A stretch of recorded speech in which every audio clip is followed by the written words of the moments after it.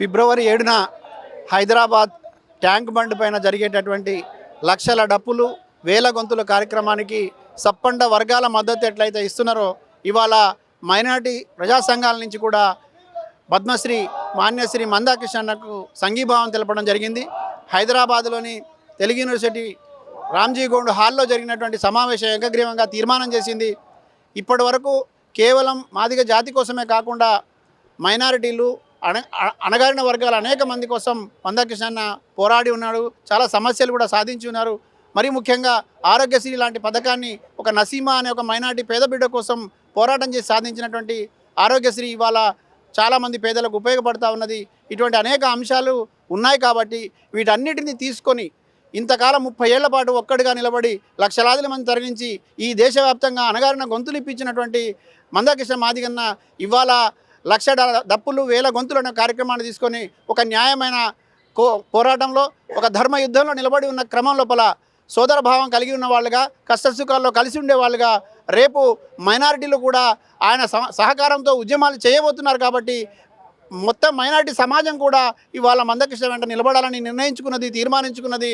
దాంట్లో భాగంగా ఇవాళ తెలుగు యూనివర్సిటీలో అఖిలపక్ష సమావేశం జరిగి ఏకగ్రీవంగా మద్దతును ప్రకటించింది. దీన్ని నేను స్వాగతిస్తూ ఉన్నా, సంతోషపడుతూ ఉన్నా.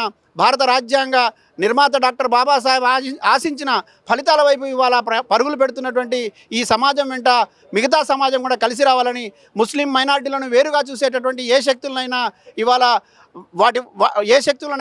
ఇవాళ మందాకృష్ణ నాయకత్వం లోపల ఎట్లయితే ఎంఆర్పిఎస్ ఉద్యమం జరిగి అన్ని వర్గాలకు ప్రయోజనం జరిగిందో ముస్లింలు కూడా అన్ని వర్గాల ప్రయోజనం కోరి ఉంటారు, పేదల వైపు ఉంటారు. కాబట్టి ముస్లిం సమాజానికి కూడా మద్దతునివ్వాల్సిన అవసరం ఉందని ఈ సందర్భంగా కోరడం జరిగింది. అన్న వైపు నుంచి కూడా సానుకూలమైన స్పందన వచ్చింది.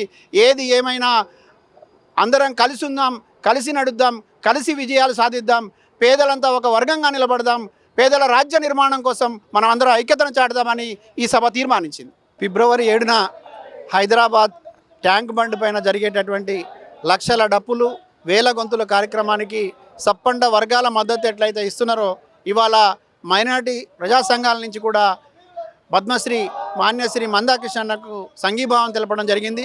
హైదరాబాద్లోని తెలుగు యూనివర్సిటీ రామ్జీ గోండ్ హాల్లో జరిగినటువంటి సమావేశం ఏకగ్రీవంగా తీర్మానం చేసింది. ఇప్పటి వరకు కేవలం మాదిగ జాతి కోసమే కాకుండా మైనారిటీలు అణగారిన వర్గాల అనేక మంది కోసం మందాకృష్ణ పోరాడి ఉన్నాడు. చాలా సమస్యలు కూడా సాధించి ఉన్నారు.